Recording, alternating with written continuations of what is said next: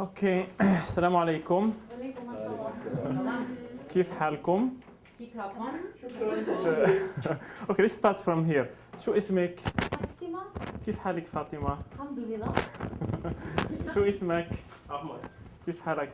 الحمد لله. الحمد لله. شو اسمك؟ حليمة. كيف حالك حليمة؟ الحمد لله.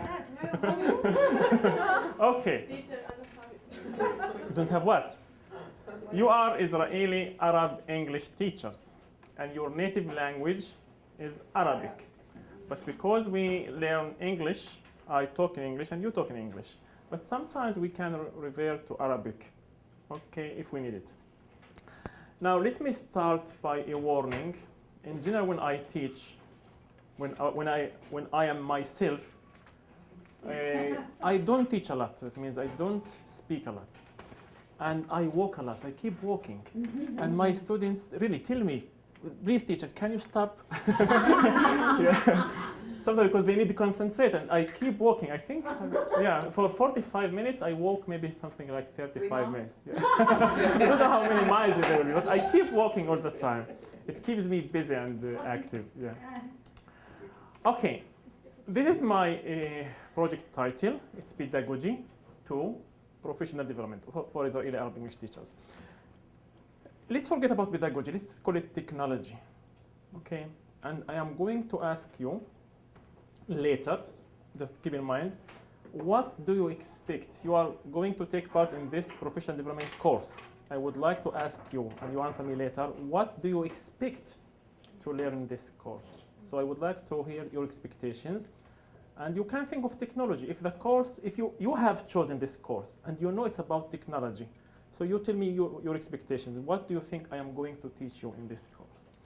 But before we answer this question, let's go back as an introduction to get some information about my background. So this is Israel. And this is the West Bank. And this is Gaza. This is the Dead Sea. This is Galilee Lake, we call it, or Tabariya. This is Jerusalem. And I told you that my house is somewhere in Israel. Can you guess? This is Tel Aviv. If you go a straight line like this, and this is the green line, we call it the green line between the West Bank and Israel, this is my house. So in terms of this part, my house is the last house in Israel. It's very close to, it's the last house. Then we have the West Bank and so on.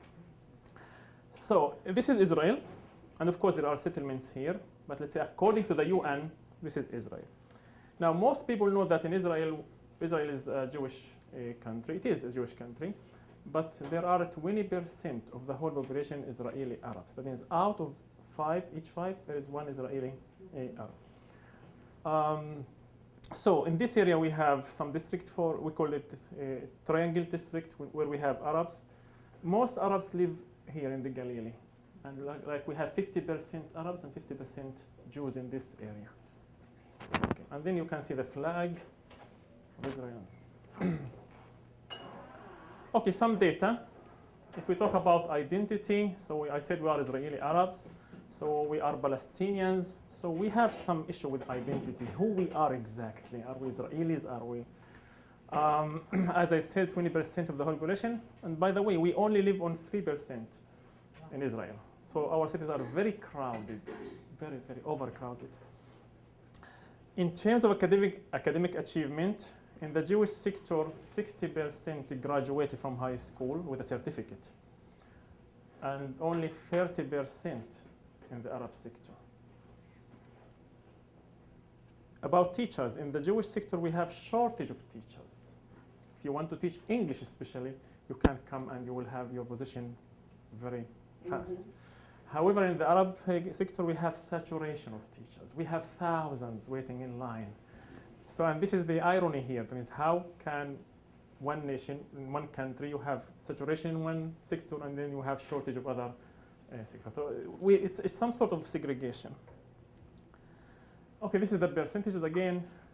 Israeli Arab students in the school, 16%. And then we have 4%, it's called Bedouin, and then 2% Druze. We call them Arabs. the Bedouin and Druze. So it's the government.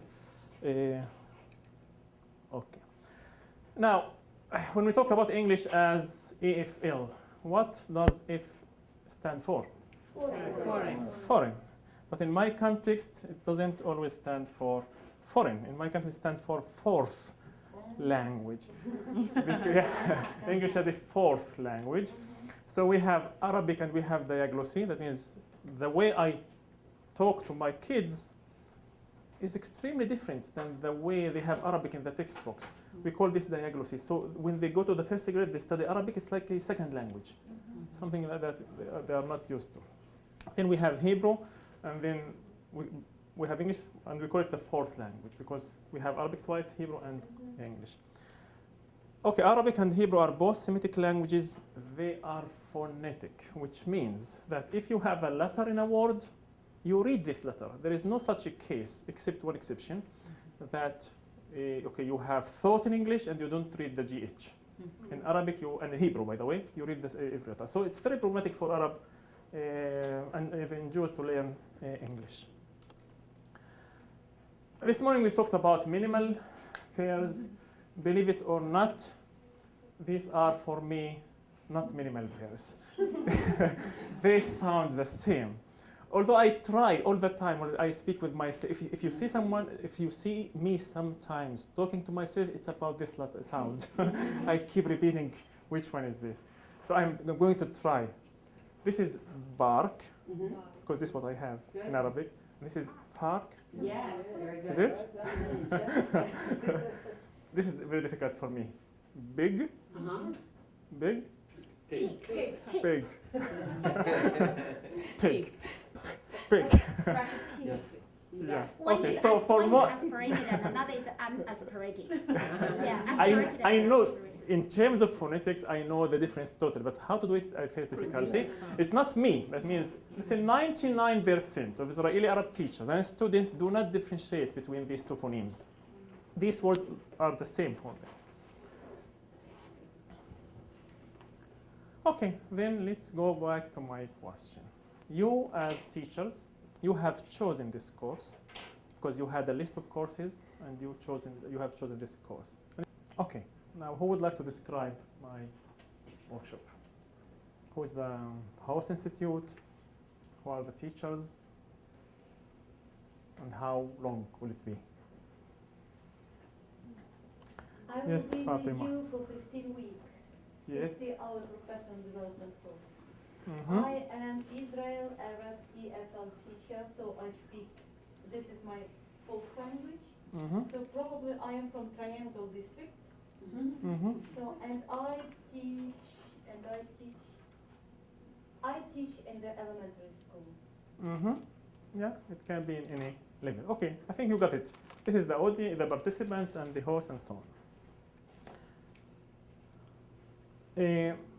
I have three objectives, three goals in teaching you this professional development course.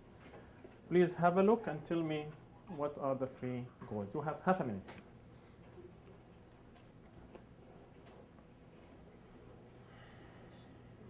Okay, I would like to ask Aisha.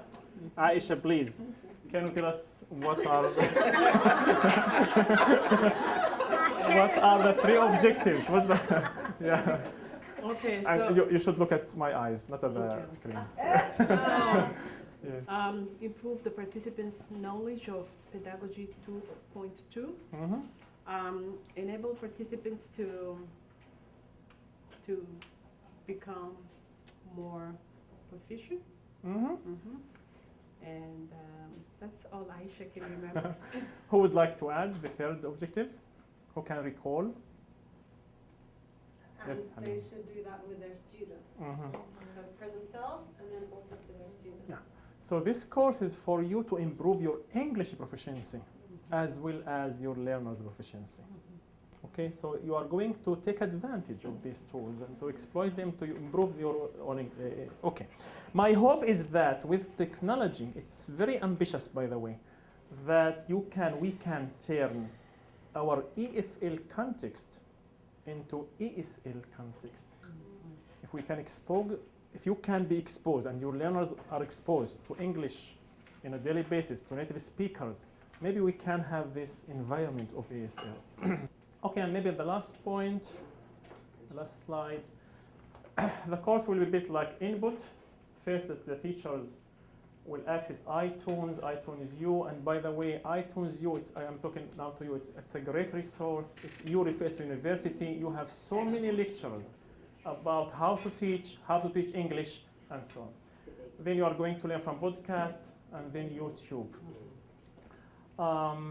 Then we will have the output, blogs, wikis, Facebook, Google Docs, and we have this because language acquisition requires two aspects: comprehensible input and comprehensible output.